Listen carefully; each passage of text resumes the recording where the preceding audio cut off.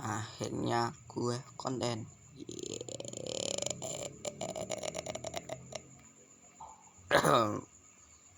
Halo guys, kembali lagi sama aku Cat and Dog Gaming. Kali ini kita akan review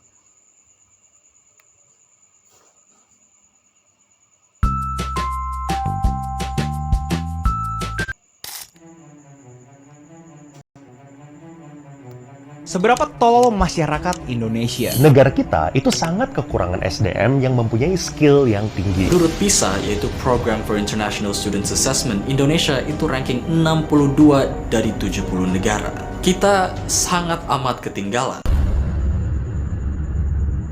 Melihat kelakuan-kelakuan konyol orang Indonesia di internet ataupun di dunia nyata, rasanya bikin kita bingung. Apakah SDM atau sumber daya manusia di negara kita itu rendah? Karena julukan yang didapatkan itu banyak banget. Rendah literasi, iya. Rendah moral, bisa jadi. Rendah gizi, iya juga. Dan itu malah terbukti dengan gambaran-gambaran di internet atau media berita ataupun bahkan secara langsung. Buang sampah sembarangan, melanggar peraturan lalu lintas. PTW. Ini konten informasi. Oke, konten menyinggung Indonesia. Ini konten informasi. Dan kelakuan netizen di internet dan hal konyol lainnya. Jadi sebenarnya apa itu SDM dan apakah memang SDM kita serendah itu? Jadi selamat datang di segmen belajar aja.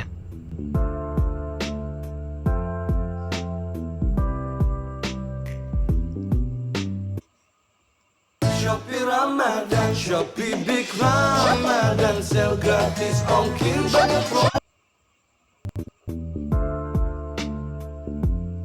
Iklan kok.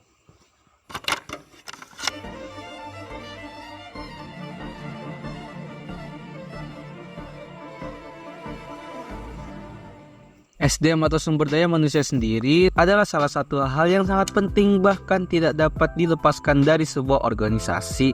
Organisasi di sini bisa didefinisikan atau diartikan dalam sebuah kumpulan yang bisa berajuk pada sebuah perusahaan, bahkan sampai negara. Yang pada intinya, SDM bisa diartikan sebagai kualitas manusia itu sendiri, bisa dihitung atau dinilai dari beberapa faktor. Pertama, yaitu pendidikan, di mana ini bisa berbentuk sebuah literasi, wawasan, IQ, EQ, SQ, skill, dan lain-lain. Kedua adalah kesehatan, di mana ini berhubungan dengan gizi, dari pola makan, SQ ambil SQ EQ kali yang memang semua gizi merajuk pada perkembangan pola pikir dan tubuh manusia.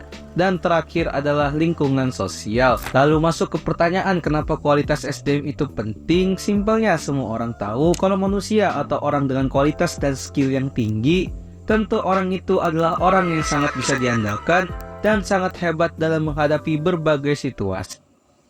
Banyak komentar berbagai situasi, entah itu dalam permasalahan eksternal ataupun internal. Sehingga jikalau sebuah kelompok atau dalam di studi kasus ini adalah sebuah lingkungan dan negara memiliki banyak warga yang memiliki kualitas SDM yang tinggi, betapa tingginya moral, betapa sehat dan bersihnya lingkungan, dan betapa makmurnya sebuah kumpulan atau negara yang ditempati itu karena dipenuhi oleh orang-orang dengan pola pikir yang sangat berkualitas semua. Tapi tentu saja, itu semua hanyalah impian. Nyatanya mau seberapa berkualitas sebuah negara, warganya nggak bakal 100% berkualitas. Terus emang Indonesia itu separah apa? Kalau kita berpatok pada data yang dibuat pada tahun 2022, negara dengan IPM atau Indeks Pembangunan Manusia tertinggi pada tahun itu adalah negara Swiss, sedangkan negara dengan IPM yang terendah adalah Sudan Selatan. Kalau Indonesia, menurut data tersebut adalah peringkat 114 alias tengah-tengah. Sedangkan kalau menurut data dari WTR atau World Talent Ranking tahun 2023, Indonesia memiliki kualitas SDM di peringkat 47 dari 64 negara lainnya. Kalau yang ini agak menengah ke bawah. Tapi selain data, mari kita lihat faktanya. Kalau kalian melihat-lihat di internet ataupun secara langsung, udah gak heran banget kalau warga Indonesia ini kadang-kadang agak lain. Mulai dari hal sekecil membuang sampah pada tempatnya saja, warga sini kelihatan banget masih kurang melek. Atau misalnya pada peraturan lalu lintas saja, masih pada rada-rada semua. naik kendaraan tanpa helm, menyerobot-nyerobot dan selap-selip sehingga jalanan jadi nggak tertib, dan juga menggunakan fasilitas prioritas tanpa adanya kepentingan seperti menggunakan lampu strobo pada kendaraan pribadi, menggunakan tempat duduk dan tempat khusus penyandang disabilitas padahal diri sendirinya tidak, dan masih banyak hal lainnya. Dan memang itu baru di dunia nyata. Di dunia internet kadang lebih parah lagi. Konten-konten dan tren bodoh, gak guna, dan bahkan berbahaya malah viral dengan mudahnya dan malah diikuti atau ditiru. Dan ironisnya malah kebalikan.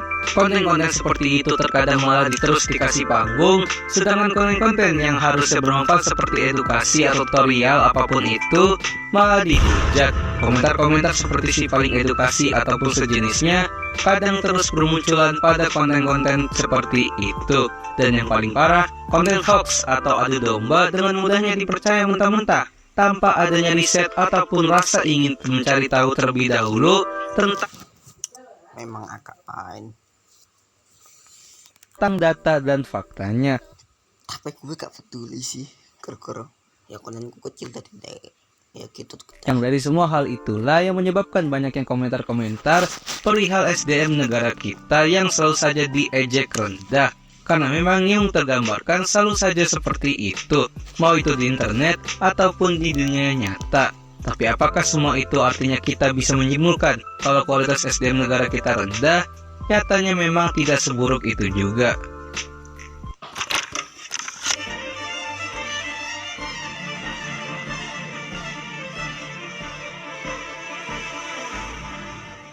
Netizen sudah mencap Indonesia sebagai negara dengan SDM rendah karena tingkah laku konyol warganya sendiri. Tapi walaupun terlihatnya begitu, sedihnya memang benar kalau SDM kita masih terbilang cukup rendah. Untuk pendidikan, terbukti dari IQ rata-rata warga negara kita yang tidak setinggi negara-negara lain. Dan memang faktanya, hanya 6,52% orang Indonesia yang merasakan yang namanya bangku kuliah. Untuk dari segi gizi, terbukti juga dari tinggi rata-rata orang Indonesia yang memang tergolong sangat pendek ketimbang negara lain. Problem stunting yang sangat banyak dialami oleh banyak warga, dan untuk di lingkungan sosial ya sebenarnya berpengaruh dari kedua faktor tadi. Kita kesampaikan ikut tipe. Nah, dalam segi negatif ada, tapi dalam segi positif ya ada. Beta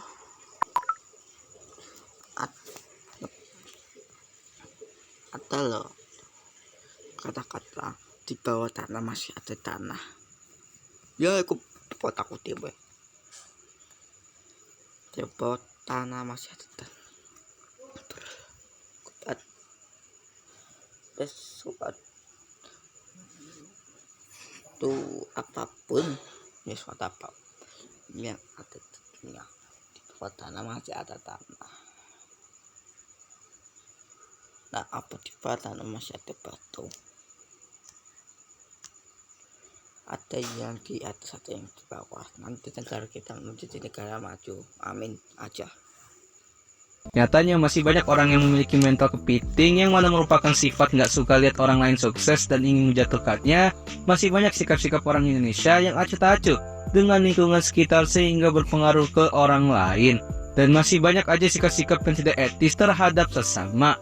Dan memang nyatanya SDM atau sumber daya manusia inilah yang memang sedang diperbaiki oleh pemerintah melalui program-programnya.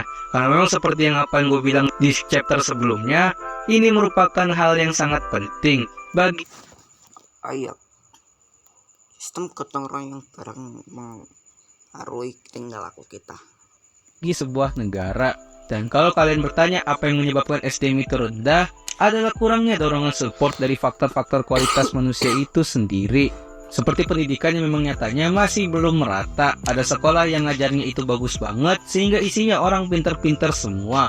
Tapi di sisi lain ada juga sekolah yang memang kualitas ngajarnya itu pas-pasan atau bahkan jelek sehingga malah tidak menghasilkan apa-apa. Udah gitu masih banyak aja oknum-oknum pengajar yang masih hanya menyementingkan dirinya sendiri dan jabatan ketimbang murid-murid dan mahasiswa siswinya. Dan itu memang bisa merupakan faktor rendahnya gaji seorang tenaga pengajar juga. Lalu faktor-faktor jadi guys, kan kali ini selepas akrab dan komen, bye bye.